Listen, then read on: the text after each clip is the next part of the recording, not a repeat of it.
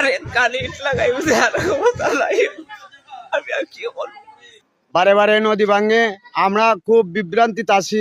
আমরা কেউ কোনো দিকে চায় না, বুঝছেন, কোনো দিকে চায় না। আমরা এই নদীর মাঝে নৌকার মাঝে আছি, ছেলে মেয়ে লইয়া খুব অসহায় আছি।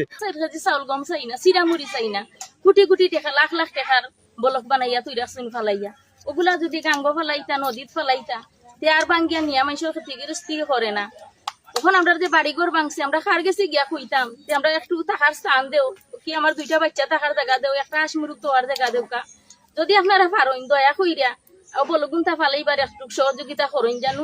ও তো শেষ হয়নি, আমরা তো লীলা শেষ হয়নি। যা চাইছিলাম তা করলাম, আসলে করাইতে তার কথা নাই। আরে কানে ইট লাগাই বুঝে আর কথা নাই আমি আর কি বলবো। আমার জীবনের শেষ। এই নদী বাঙ্গেরা অনেক বছর ধরে লোক ভালায় হাত তোর ভালায় সরকারে অনেক কিছু করতে আছে, আরো ঘরের করবো হাজার হাজার বলক তিয়ার করে তৈছে।